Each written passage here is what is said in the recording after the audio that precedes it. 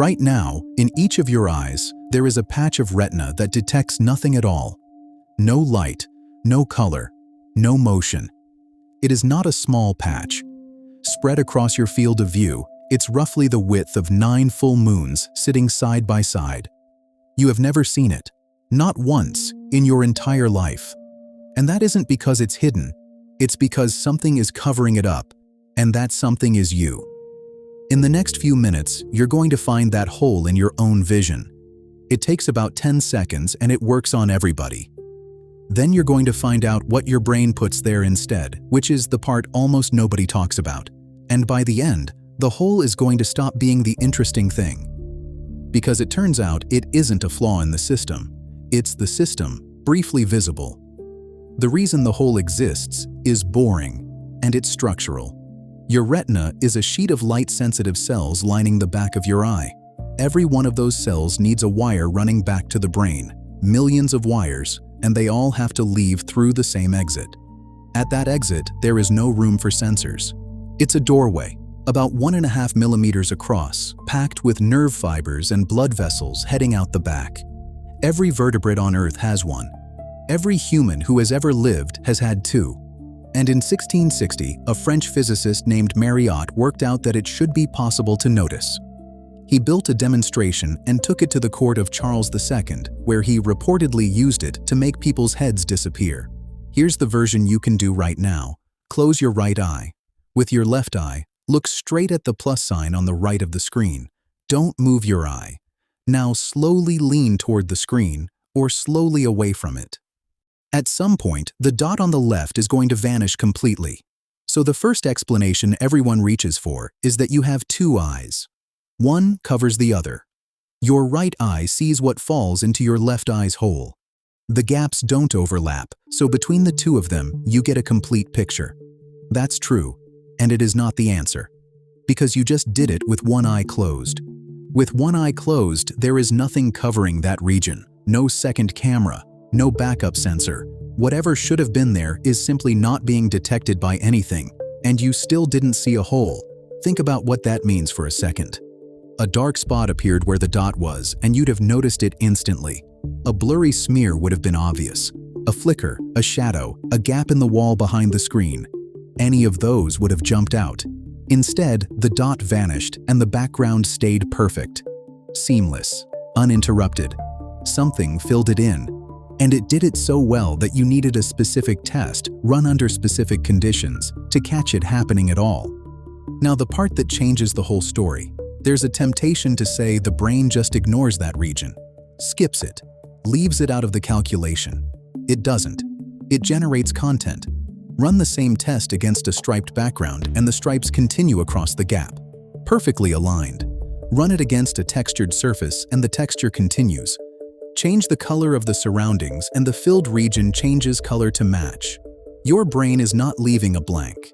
It is looking at the edges of the missing area, deciding what probably belongs in the middle, and painting it in. And you experience the result as seeing, not as guessing, not as an estimate flagged with a warning label. It arrives with exactly the same confidence as the parts of the image that came from actual photons hitting actual cells. You have no way to tell the difference from the inside. There is no sensation of this part is measured and this part is inferred. There's just vision arriving whole. Which raises a fairly uncomfortable question. If the system can do that, and do it invisibly, what else is it doing? To answer that, look at how the eye is actually built. Because the hole isn't the strangest thing about it. In your retina, the wiring sits in front of the sensors. Light entering your eye has to pass through a layer of nerve cells and through the blood vessels feeding them before it reaches the cells that actually detect light. The camera has its own cables strung across the lens. Those blood vessels are not microscopic. They are large enough to cast shadows on your photoreceptors, and they are doing it constantly at this exact moment in both eyes. You have never seen those either. The reason is that they never move relative to your eye. They're attached to it. And your visual system aggressively discards anything that holds perfectly still against the retina. Because in the natural world, information that never changes is almost never useful, so it cancels them permanently. A structure sitting directly between you and the world. edited out of your experience before you were born. There are ways to force them into view using a small light source moved at the right angle, and people who see them for the first time usually describe it as unsettling. A branching network spread across everything they're looking at. It was there the whole time. Which brings us to the actual point. The blind spot is not a defect that your brain compensates for. Filling in is not an emergency repair for a badly designed eye. It is the normal operation of vision, and the blind spot is just the one place where you can catch it in the act. Consider what your eyes are physically doing. They don't sweep smoothly across a scene. They jump several times a second in fast movements called saccades. And during each of those jumps, your visual input is largely suppressed because a smeared image is worse than no image, which means your vision is being switched off and back on over and over all day long. You have never once experienced that. Not a flicker, not a stutter. There's a way to prove it to yourself. Stand in front of a mirror and look at your own left eye. Then look at your own right eye. Then back again. You will never see your eyes move. You cannot.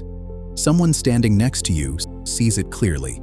You get a continuous, uninterrupted view of your own face, stitched together from separate snapshots, with the gaps removed and the seams hidden. What you experience as looking at the world is a reconstruction, assembled from fragments, patched where the data is missing, edited for continuity, and delivered to you with total confidence and no footnotes. That's what this channel is. Ordinary things that turn out to be much stranger underneath. If that's your kind of thing, subscribe. There's a new one every week. None of this is a malfunction. It's the correct engineering solution. Sending raw, complete, uninterrupted visual data to the brain would be enormously expensive and mostly pointless. Almost none of it matters.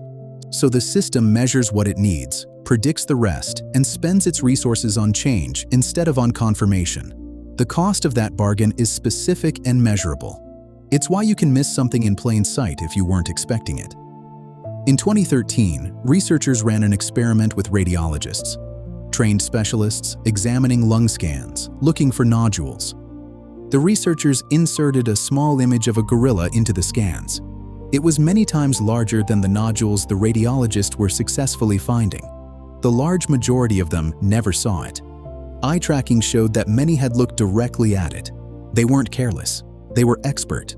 Their visual systems were doing exactly what visual systems do, which is deliver what's expected and quietly discard what isn't. Go back and do the test one more time. Watch the dot disappear. Now notice what's actually happening in that moment. Something is being presented to you as seen, and it was never seen by anything. No cell detected it. No signal was sent. It was constructed at the edges and filled toward the middle and handed to you as vision. If that sounds familiar, it should. It's what your phone does to a photograph.